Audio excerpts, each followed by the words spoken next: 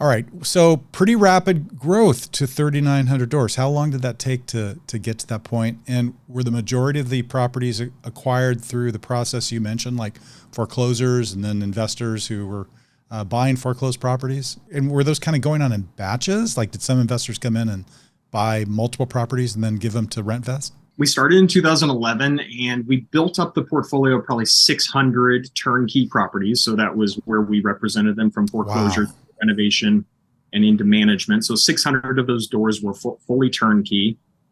We were lucky in the early days. Once we hit 600 doors, we actually found another company here in Phoenix that was looking to exit. Okay. And it was 800 doors. So they were actually bigger than us. And we were able to acquire them for just, it was a steal of a price. Like these big consolidation firms weren't out there yet. So it was early days. Nobody knew what their PM company was worth. And we just got a great deal on that company. So that put us at 1,400 doors within, I guess it was 4 years of launching. So that was incredible, but also very stressful to scale that quickly.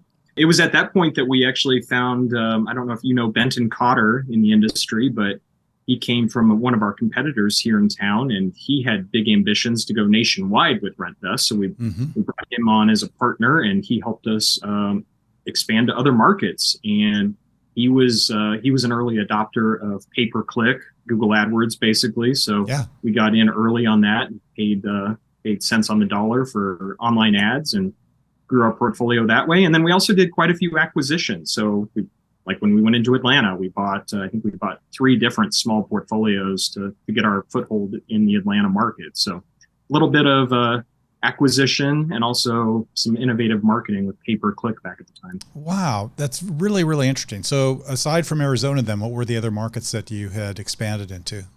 Oh yeah. So we, I guess our first market we jumped into was Las Vegas, just because it's a short plane ride, and who doesn't like going to Las Vegas for right. it. The next one is Reno. I love Reno. Reno's just a fantastic market. And since we were in Nevada, we already had a brokerage license. Like, let's go into Reno. So we actually found 2 great acquisitions in the Reno market. We were in Atlanta. We were in Tampa. We were in Dallas. We made the mistake of going up to the Pacific Northwest. We were in Portland, which is a tough market. Yeah. It's a tough market, especially coming from Arizona. Yeah. So there was some learning lessons there of which markets to go into. What about California? Did you ever want to venture into California, or was that too much of a danger zone? I think our taste of Portland kind of dissuaded us from going into California. So yeah, we stuck to the Smile States was our strategy.